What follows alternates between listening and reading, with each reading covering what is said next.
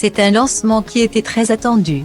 De nombreux téléspectateurs étaient présents devant leur télévision samedi 11 septembre 2021 pour suivre le premier épisode de la nouvelle saison de The Voice. Allez Stars! Pour fêter les 10 ans de l'émission, la chaîne a mis les petits plats dans les grands en faisait appel à non pas 4, mais bien 5 coachs. Les talents, qui sont d'anciens candidats, devront tenter de séduire Zazie, Florent Pagny, Patrick Fiori, Jennifer et Mika. Un premier numéro qui a séduit les internautes. On ne peut plus ravi de retrouver le chanteur libanais qui fait toujours l'unanimité en tant que coach. Parmi les 50 candidats qui viendront à nouveau tenter leur chance, on retrouvera Flo Mallet, Amalia, Louis Delors, Olympe, Anne Silla, Megabit 14, Anthony Touma entre autres. Mais l'un d'entre eux manque à l'appel, il s'agit d'Alban Bartoli. Le candidat de la saison 1 de The Voice ne semble pas avoir gardé un très bon souvenir de son passage dans l'émission en 2012. Il avait réussi à séduire Florent Pagny en reprenant le titre La Quête de Jacques Brel.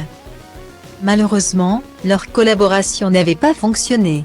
Dans son livre La Mélodie du bonhomme, le témoignage d'un enfant de la télé, publié le 2 décembre 2020, Alban Bartoli avait fait de nombreuses révélations sur les coulisses de l'émission et plus précisément sur sa relation avec Florent Pagny. Il nous a prévenu qu'il ne nous aiderait pas après l'émission.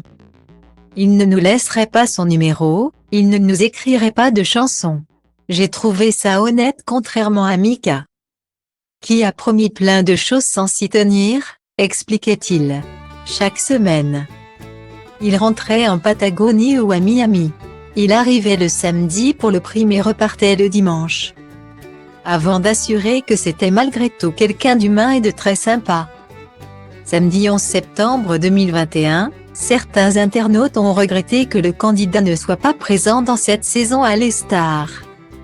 Le chanteur a expliqué sur son compte Instagram les raisons de son absence, expliquant que son image n'était plus en adéquation avec ce que TF1 souhaite proposer. Mon parcours médiatique de ces 10 dernières années ne correspond pas à l'image que The Voice souhaite véhiculer.